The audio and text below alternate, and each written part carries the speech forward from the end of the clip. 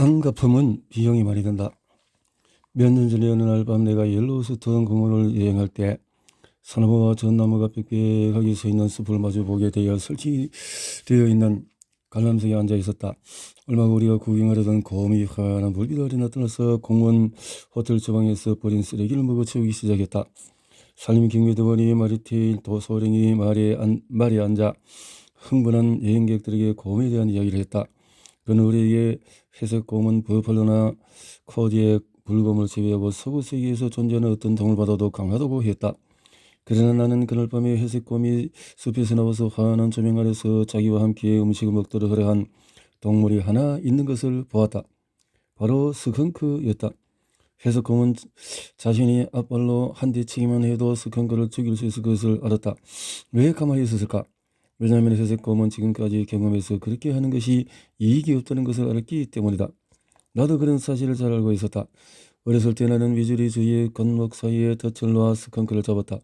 어린이에서 다리가 돌 달린 스컹크를 본 적이 있다. 나는 경험에서 어느 쪽이든 건드리면 좋지 않다는 것을 알았다. 우리가 적을 증오할 때 우리는 적에게 우리를 지배하는 힘을 주게 된다. 우리의 잠, 우리의 식욕, 우리의 혈압, 우리의 건강, 우리의 행복을 지배하는 힘을 준다. 우리의 적은 그들이 우리를 괴롭히고 있다는 것을 알면 기뻐서 춤을 출 것이다. 우리의 증오는 그들을 아프게 하지 않는다. 우리의 증오는 우리의 낮과 밤을 지옥으로 만든다. 다음과 같은 말을 누가 했을까? 이기적인 사람들이 당신을 이려하면 무시해버리라. 똑같이 갚아주려고 하지 마라. 안 갚음하려면 네 자신이 더 다친다. 이 말은 어떤 이상주의자가 한 말일까? 아니다. 이 말은 미러키 경찰서 해고에 나오는 말이다. 안 갚음을 하려고 하면 당신에게 어떤 해가 미칠까? 라이브지에 따르면 당신의 건강을 잃을 수도 있다. 고혈압에 걸린 사람들의 가장 큰 성격 특징은 분노이다. 분노가 만성적이 되면 고혈압과 심장질환이 생기기 쉽다. 예수가 원수를 사랑하라고 했을 때 그는 윤리를 말한 것이 아니다. 그는 20세기 의학을 말하고 있는 것이다. 예수가 7번씩 7번이라도 용서해라고 했을 때 예수는 당신과 나에게 고혈압, 심장질환, 위궤양 같다는 질병을 피할 수 있는 방법을 알려주고 있다. 내 친구 중 하나가 심장마비를 일으켰다. 그의 의사는 친구를 침대에 눕게 하고 어떤 것에든 절대 화내지 말라는 지시를 내렸다.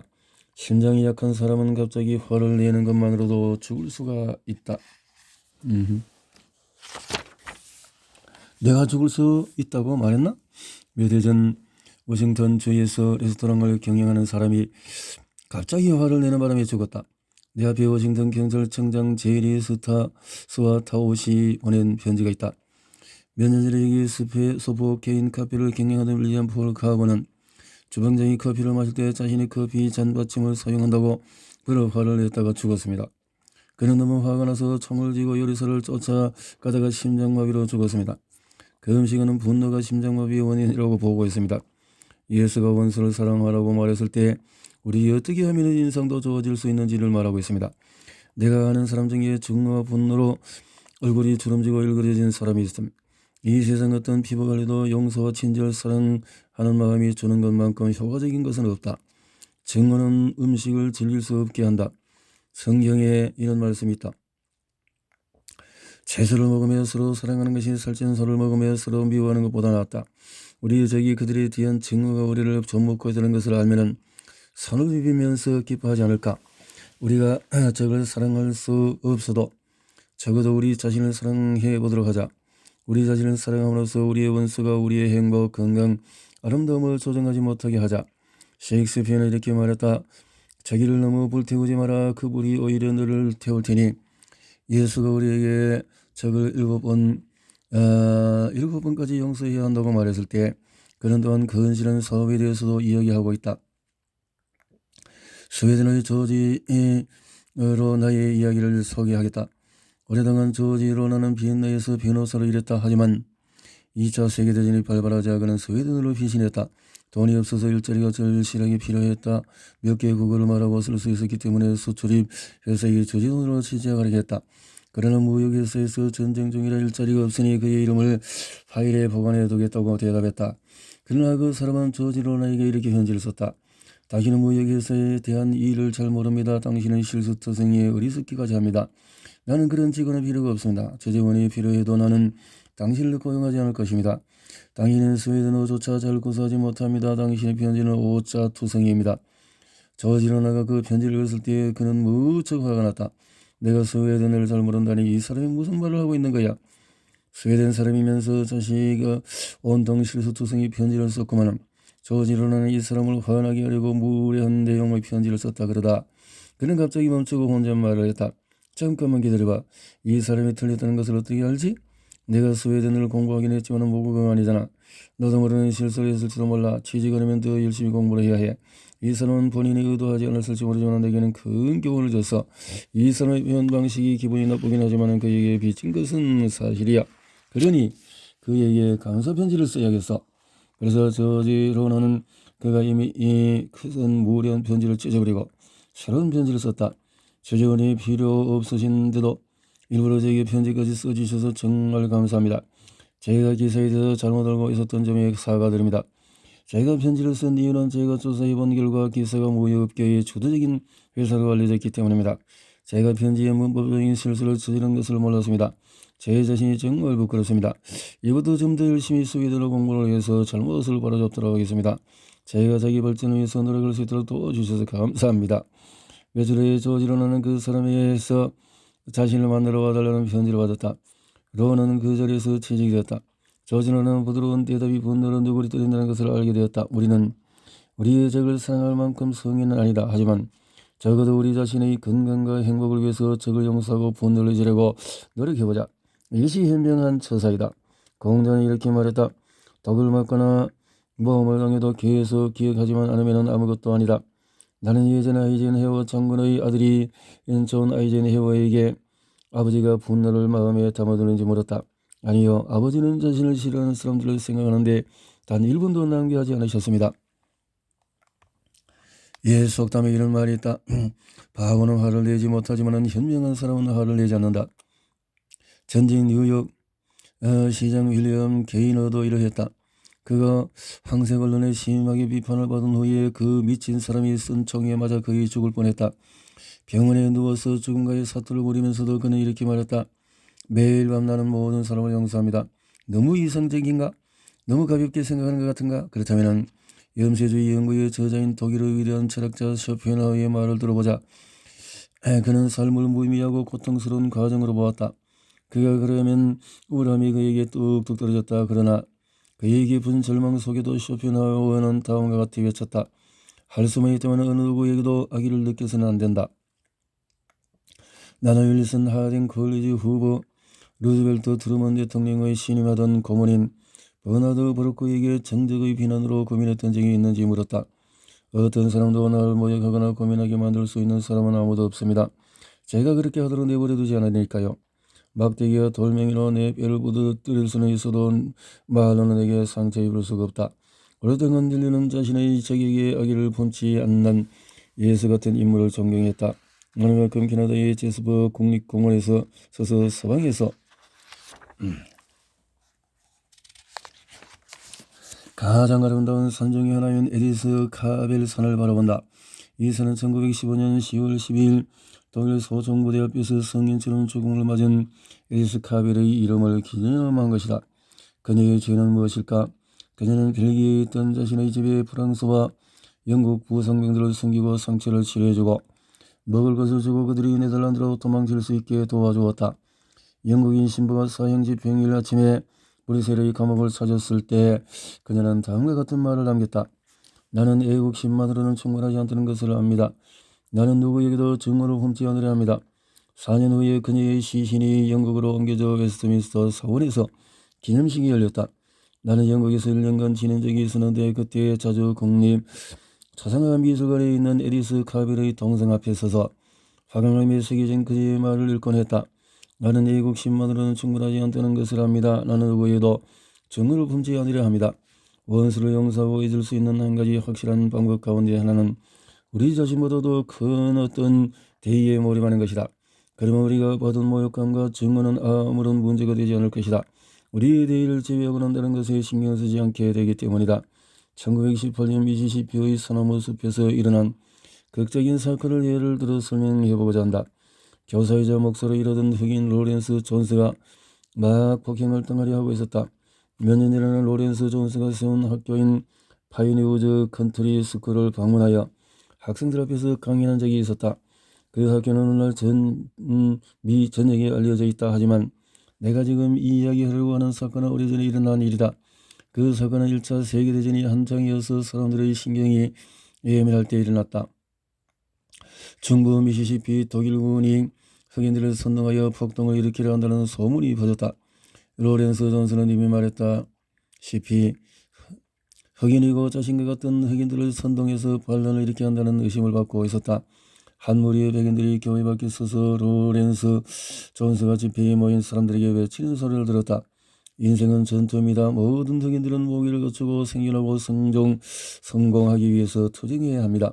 투쟁, 무기, 이 말로 충분했다. 흥분한 청년들은 사람들을 불러 모아 다시 교회로 들어왔다. 그들은 목소리를 밧줄로 묶고 그를 1마일이나 떨어진 곳에 질질 끌고 갔다. 그를 장작더미에 세워놓고 성냥불을 켜고 교수형과 동시에 화형에 처하려 했다. 그때 누군가가 외쳤다. 불에 태우기 전에 저 껌둥이에게 설교나 시키자. 짓거려봐라, 짓거려봐. 로렌스 존스는 장작더미에 서서 그의 목에 밧줄을 감은 채 자신의 인생과 자신의 대의에 대해서 이야기했다. 그는 1907년 아이오와 대학을 졸업했다. 그의 훈련은 성격, 우선, 학업 성적, 음악적인 재능으로 학생들뿐만 아니라 교수직에서도 인기가 좋았다. 졸업을 하면서 호텔업자가 그에게 좋은 제안을 했지만 이를 거절하고 그의 음악 교육을 시켜주겠다고 부유한 사람의 제안도 거절했다. 왜일까? 그는 사명감으로 불타고 있었기 때문이다. 부커 워싱턴의 삶을 그런 이야기를 읽고 그는 자신의 인생을 가난하고 못 배운 자신과 같은 흑인들에게 헌신하기로 결심했다. 그래서 그는 남부에서도 가장 열악한 미시시피 잭슨에서 남쪽으로 25마일 떨어진 곳으로 갔다. 자신의 시기를 1.65달러에 저당 잡히고 그는 나무 그루터기를 책상 삼아 숲에 학교를 세웠다. 로렌스 존스는 화난 백인들에게 자신이 교육받지 못한 아이들을 교육해서 이 아이들이 훌륭한 농부, 기공, 요리사, 주부가 되기까지 고생을 이야기했다. 그는 자신이 파이니우즈 컨트리 스쿨을 세우는 데 도움을 준 백인들에 대해서 이야기했다. 그들은 그에게 땅, 목재, 돼지, 소 그리고 돈을 주었다. 로렌스 존스는 나중에 자신을 제일 끌고 가서 목을 매달아 불태워 죽이려 하던 사람들을 증오하지 않느냐는 질문을 받았다. 그는 자신이 대의를 이루기 위해서 너무나 바쁘고 자신보다 큰 대의에 몰두해 있어서 증오할 여유가 없다고 대답했다. 저는 싸울 시간이 없습니다. 후회할 시간도 없습니다. 어느 누구도 그 사람을 미워할 만큼 저를 비참하게 만들 수 없습니다. 로렌스 존스가 자신을 위해서가 아닌 대의를 위한 진실되고 감동적인 연설을 하자 백인 폭도들은 누그러지기 시작했다. 마침내 사람들 틈에 있던 늙은 남부 대역군인 한 사람이 말했다. 나는 이 사람이 진실을 말한다고 생각하네. 나는 그 언급한 백인들을 알아.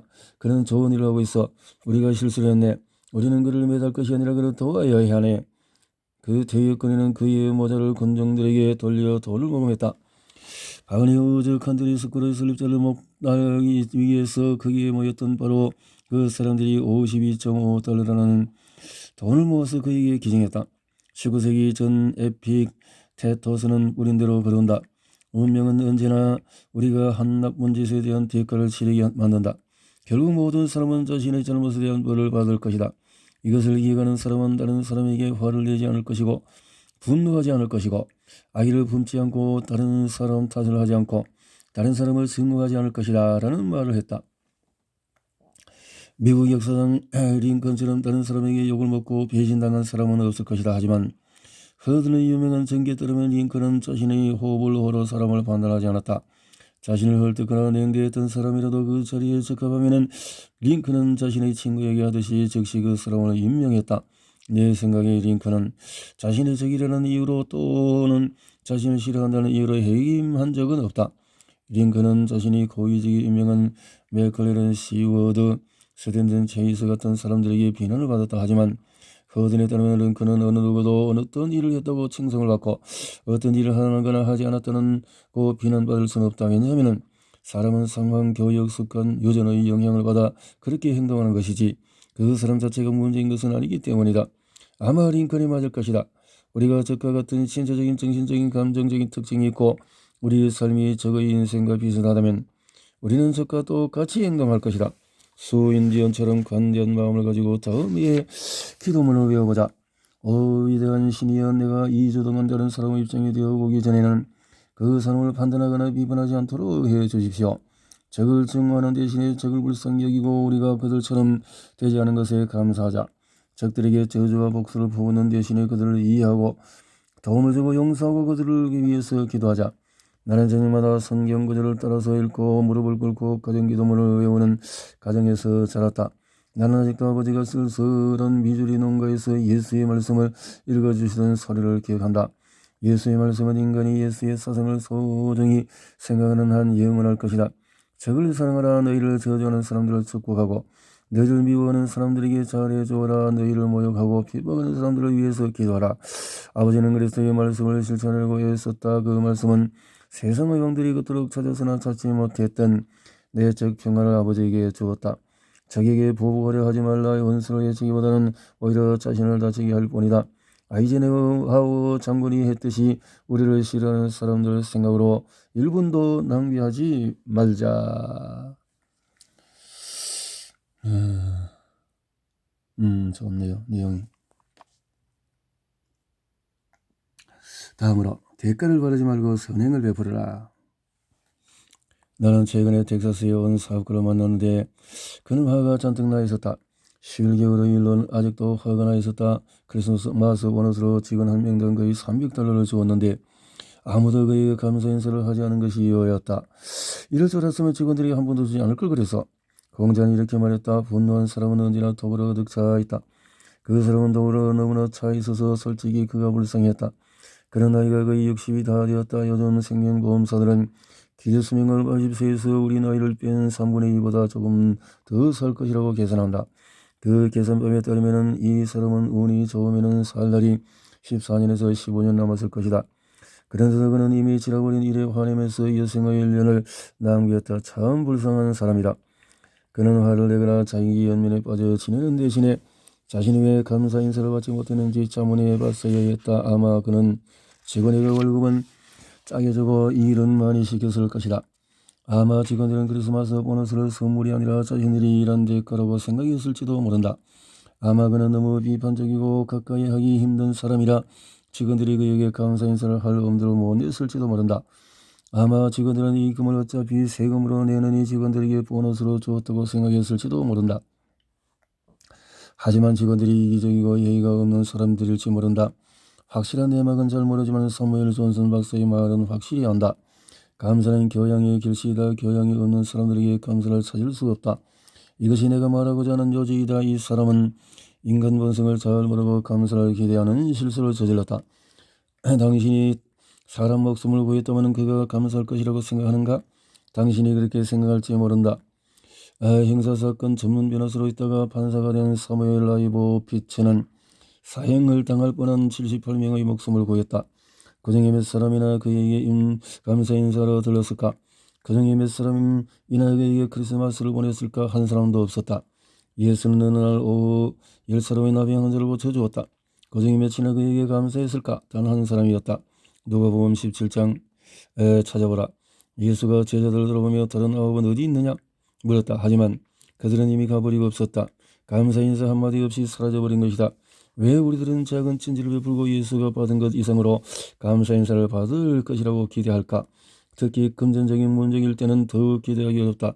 찰스 스왑이 예전에 은행돈으로 주식시장에 투기를 한 은행원을 도와주었다. 슈왑이 돈을 갚아주어서 그 은행원은 감옥행을 면할 수 있었다. 그 은행원이 감사했을까? 처음 얼마 동안은 그랬다. 그런데 그런 갑자기 돌변하여 슈왑을 욕하고 비난했다. 자신을 감옥에 가지 않게 구해준 바로 그 사람을 당신의 친척에게 $100만 주면 친척이 고마울 것이라고 생각하는가? 앤드류 카네기가 그렇게 했다. 앤드류 카네기가 다시 살아서 $100만 준 그 친척이 자신을 욕한다는 것을 알면 깜짝 놀랄 것이다. 그 친척은 카네기가 자선 사업에 $3억 기원이 있으면서 자신에게는 겨우 $100만 주지 않았다고 카네기를 욕했다. 세상이 이렇다. 인간 본성은 언제나 그래왔다. 당신이 살아있는 동안에 인간 본성은 아마 변하지 않을 것이다. 그러니 그대로 받아들이는 것이 어떤가? 로마 제국의 통치 중에서 가장 현명하다고 하는 마르코스 아우렐리우스처럼 인간 본성을 직시하는 것이 어떤가. 그는 그의 일기에 이렇게 썼다. 나는 오늘 지나치게 말이 많고 이기적이고 감사할 줄 모르는 사람을 만날 것이다. 하지만 이런 사람들은 이해 없는 세상은 상상할 수 없기 때문에 나는 조금도 놀라거나 기분 나빠하지 않을 것이다. 말이 된다. 그렇지 않은가? 당신과 내가 감사할 줄 모르는 사람들에 대해서 불평하면서 돌아다닌다면 누구의 잘못인가? 인간의 본성이 문제인가? 아니면 인간 본성을 모르는 우리가 문제인가? 감사를 기대하지 말자. 그러면은 가끔 자주 감사 인사를 받으면 기분 좋게 놀랄 것이고, 감사 인사를 받지 못해도 기분 나쁘지 않을 것이다. 감사함을 잊는 것은 인간의 본성이다. 그러니 우리가 감사를 받으면 우리 마음은 속상할 것이다. 나는 이 역시 사는 어떤 여자를 아는데 그녀는 외롭고 항상 불평한다. 그녀의 친척 중에서 어느 누구도 그녀 옆에 가려하지 않는다. 이상할 것이 없다. 당신이 그녀를 찾아가면 그녀는 자신이 조카에게 해준 것을 구구절절히 늘어놓을 것이다. 조카가 어렸을 때 홍역이 먹이 어리배기를 먹었을 때 자신이 얼마나 열심히 간수했는지. 조카들을 몇 년 동안 키워주고 그 애들 중에 한 명은 경영대학원까지 보내줬고 다른 조카 한 명은 결혼할 때까지 데리고 있었다는 이야기를 늘어놓는다. 조카들이 그녀를 찾아올까? 가끔 마지못해 음악으로 사주어주면 끔찍이도 싫어했다. 조카들은 몇 시간이나 꼼짝 않고 앉아서 고모의 잔소리 들을 것을 알고 있었다. 조카들은 끝이 없는 불평과 자신의 저지를 한탄하는 고모의 이야기를 들을 것이다. 야단을 제가 호통을 쳐도 조카들이 찾아오지 않으면 비장의 무기를 사용한다. 심장발작을 일으키는 것이다. 이 심장발작은 진짜일까? 그렇다. 의사들은 그녀가 신경질에서 오는 심궤양직을 엿대는 진단을 내렸다. 그녀의 병은 감정적인 것이어서 치료도 달리었다. 그녀는 진정으로 원하는 것은 사랑과 관심이다. 하지만 그녀는 그것을 감사라고 부른다. 그녀가 감사 또는 사랑을 강요하기 때문에 원하는 것을 결코 얻지 못할 것이다. 세상에는 그녀와 같은 사람들이 많다. 그들은 외로움에 시달리고 사랑받기를 원한다. 하지만 그들이 사랑을 받을 수 있는 유일한 방법은 대가를 바라지 않고 사랑을 주면 된다. 내 말이 비현실적으로 들리는가? 그렇지 않다. 이것은 상식이다. 이것이 우리가 그토록 바라는 행복을 찾는 좋은 방법이다. 나의 부모님은 남을 돕는 즐거움에 평생을 베풀고 사셨다. 우리는 가난했고 항상 빚을 쪼들렸다. 가난했지만은 우리 부모님은 어떻게든 돈을 모아서 해마다 고원에 돈을 보내셨다. 해마다 아이오와에 있는 가온실 브루프스 고원에 돈을 보내셨지만은 절대 그것을 찾지는 않으셨다. 편지 말고는 어느 누구도 부모님께 감사의 선물이라 인사를 하지 않았지만은 부모님은 대가가 없이 아이들을 돕는다는 기쁨에 충분한 보답을 받았다. 나는 독립한 후에 크리스마스마다 부모님께 수표를 보내드리며 두 분만을 위해서 좋은 것을 사라고 간청드리지만 그렇게 하시지 않으신다. 크리스마스 며칠 전에 집에 가면은 아버지는 마을에 가구가 있는데 애들은 많고 음식과 일을 살 돈이 없어서 석탄과 식료품을 사주었다고 말씀하셨다. 부모님은 보답을 바라지 않고 그저 베푸는 기쁨으로 누리신다. 나는 아버지가 아리스토텔레스가 제시했던 이상적인 인간상에 거의 부합한다고 생각한다. 이상적인 사람은 다른 사람을 도와줄 때의 기쁨을 느낀다. 또한 다른 사람이 자신을 돕는 것을 부끄럽게 여긴다. 친절을 베푸는 것은 우월함의 상징이나 친절을 받는 것은 열등함의 상징이기 때문이다. 내가 이 장에서 말하고자 하는 두 번째 여지는 이것이다. 행복을 원한다면 대가를 바라지 말고 베풀어라.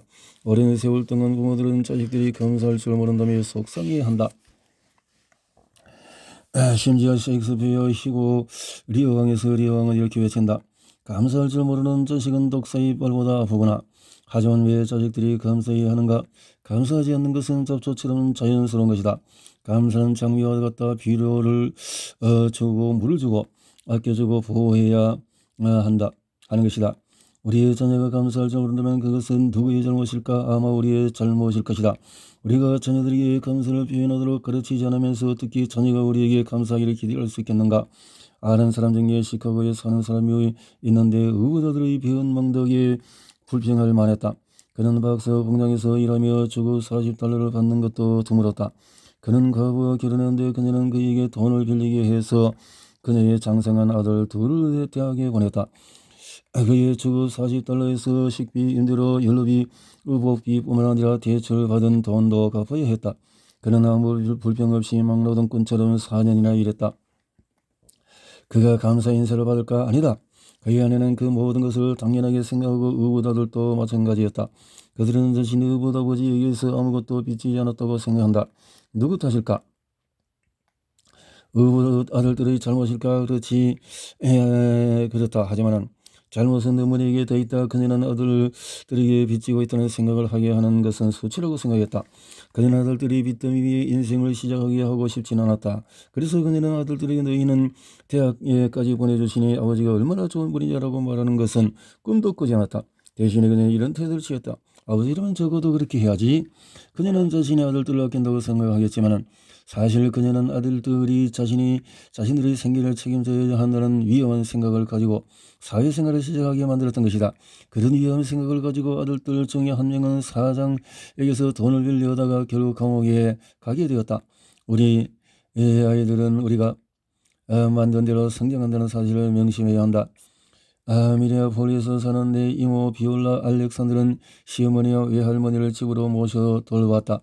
아직도 눈을 감으면 두 분이 이모가 사시던 농장 하르볼 앞에 앉아 계시던 모습이 떠오른다. 이 두 분이 이모에게 골칫거리였을까? 가끔 그랬을지도 모른다. 하지만 이모가 그 분들을 대하는 모습에서 절대로 눈치챌 수가 없을 것이다. 이모는 두 분을 사랑했다. 그래서 어른들의 요구는 다 받아주고 편안하게 해드렸다. 게다가 이모는 자식이 6이나 있었다. 하지만 이모는 자신의 특별한 일을 한다고 생각하지 않으셨다.